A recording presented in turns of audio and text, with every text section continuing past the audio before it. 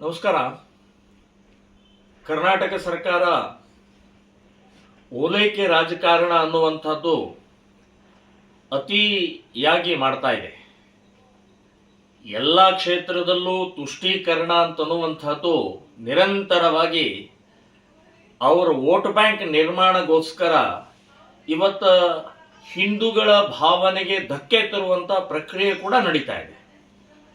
ಅದರಲ್ಲಿ ಈಗ ಇತ್ತೀಚೆಗೆ ಕರ್ನಾಟಕ ಸರ್ಕಾರ ಪ್ರಕಟ ಮಾಡಿದ್ದು ಮೈಸೂರು ನಾಡ ಹಬ್ಬ, ಮೈಸೂರು ದಸರಾ ಹಬ್ಬದ ಉದ್ಘಾಟನೆಯನ್ನ ಇತ್ತೀಚೆಗೆ ಬೂಕರ್ ಪ್ರಶಸ್ತಿ ಪಡೆದಂಥ ಭಾನು ಮಸ್ತಾಕ್ ಅನ್ನುವಂಥ ಒಬ್ಬ ಮಹಿಳೆಯನ್ನ ಡಿಕ್ಲೇರ್ ಮಾಡಿದ್ದಾರೆ. ಶ್ರೀರಾಮ ಸೇನೆ ಸಂಘಟನೆ ನಾವು ವಿರೋಧ ಮಾಡ್ತಾ ಇದ್ದೀವಿ. ಕಾರಣ ಏನು ಅಂತಂದ್ರೆ, ಚಾಮುಂಡೇಶ್ವರಿ ಹಿಂದೂಗಳ ಆರಾಧ್ಯ ದೈವ ಮತ್ತು ನಾಡ ಹಬ್ಬ, ಮೈಸೂರಿನ ನಾಡ ಹಬ್ಬ, ಚಾಮುಂಡೇಶ್ವರಿಯ ಪೂಜೆ ಮಾಡಿ ದೀಪ ಹಚ್ಚಿ ಅದು ಉದ್ಘಾಟನೆ ಮಾಡುವಂಥ ಪ್ರಕ್ರಿಯೆ. ಭಾನು ಮಸ್ತಾಕ್ ಇವರು ಒಬ್ಬ ಇಸ್ಲಾಂ ಆಗಿ ಏಕ ದೇವೋಪಾಸನೆ ಮಾಡುವಂಥ ಮಹಿಳೆಯಾಗಿದ್ದಾರೆ. ಒಂದೇ ದೇವರನ್ನು ಪೂಜೆ ಮಾಡ್ತಾರೆ, ಅವರು ಅಲ್ಲನ್ನು ಮಾತ್ರ ಪೂಜೆ ಮಾಡ್ತಾರೆ. ಮತ್ತು ನಾವು ಏಕದೇವೋಪಾಸನ ಅಲ್ಲ, ನಾವು ಬಹುದೇವೋಪಾಸನ, ಎಲ್ಲ ದೇವರುಗಳನ್ನು ಬೇರೆ ಬೇರೆ ಹೆಸರಿನಲ್ಲಿ ನಾವು ಪೂಜೆ ಮಾಡುವಂತ ಮೂರ್ತಿ ಪೂಜಕರು ನಾವು. ಅವರು ಅದಕ್ಕೆ ವಿರೋಧರು, ಒಪ್ಪಲ್ಲ ಅವರು.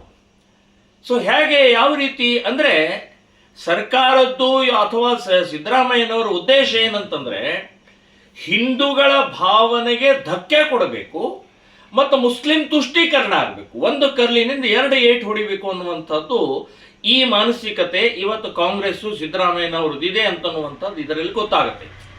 ಮತ್ತು ಇನ್ನೊಂದು ಹೇಳ್ತೀನಿ, ನಾವು ಇವತ್ತು ಗೋಮಾತೆಯನ್ನು ಪೂಜೆ ಮಾಡ್ತೀವಿ. ನಾವು ಸಾವಿರಾರು ವರ್ಷದಿಂದ ಪೂಜೆ ಮಾಡ್ತಾ ಬಂದಂತ ಗೋಮಾತೆ ರೈತರಿಗೆ ಗೊಬ್ಬರ ಕೊಡುತ್ತೆ, ಕೆಲಸ ಕೊಡುತ್ತೆ, ಆರ್ಥಿಕತೆ ಕೊಡುತ್ತೆ. ಈ ದೇಶಕ್ಕೆ ಆರಾಧ್ಯ ದೈವದಂತ ಕಾಮಧೇನು ಅಂತ ನಾವು ಹೇಳ್ಕೊಂಡು ಇವತ್ತಿನ ತನಕ ಬಂದಿದ್ದೀವಿ. ಅದರ ಗೋಮಾಂಸವನ್ನು ಕತ್ತರಿಸಿ ಕಳತನ ಮಾಡಿ ಇವತ್ತು ಗೋಮಾಂಸವನ್ನು ತಿನ್ನುವಂತ ಸಮಾಜದಿಂದ ಬಂದಂತ ಇವತ್ತು ಭಾನು ಮಸ್ತಾಕ್ ಅವರು. ಸೊ ಇದಕ್ಕೆಲ್ಲ ಹೇಗೆ, ಯಾವ ರೀತಿ, ಏನು ಮುಲ್ಲಾ ಮೌಲ್ವಿಗಳು ಒಪ್ಕೊಳ್ತಾರ? ಅವರು ಧರ್ಮಗುರುಗಳು ಇದನ್ನು ಒಪ್ಕೊಳ್ತಾರ? ಮೂರ್ತಿ ಪೂಜೆ ಒಪ್ಕೊಳ್ತಾರ?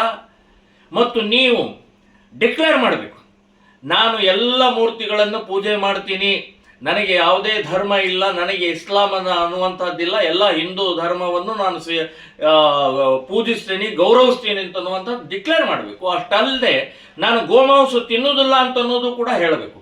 ಆವಾಗ ಮಾತ್ರ ನಾವು ಒಪ್ಕೊಳ್ಬೋದು. ಇಲ್ಲಾದರೆ ಮೈಸೂರು ದಸರಾ ಅತ್ಯಂತ ಸಾವಿರಾರು ವರ್ಷದಿಂದ ನಡ್ಕೊಂಡು ಬಂದಂಥ ಈ ಇಡೀ ನಾಡಿನ ಹಬ್ಬ ಇದು. ಇದಕ್ಕೆ ಅವಮಾನ ಮಾಡಿದಂಗಾಗುತ್ತೆ, ಅಪಮಾನ ಮಾಡಿದಂಗಾಗುತ್ತೆ. ನಾವು ಇದನ್ನು ವಿರೋಧಿಸ್ತೀವಿ, ಇದನ್ನು ಉಗ್ರವಾಗಿ ನಾವು ವಿರೋಧಿಸ್ತೀವಿ ಅಂತನ್ನುವಂಥದ್ದು ಈ ಸಂದರ್ಭದಲ್ಲಿ ಹೇಳ್ತಾರೆ.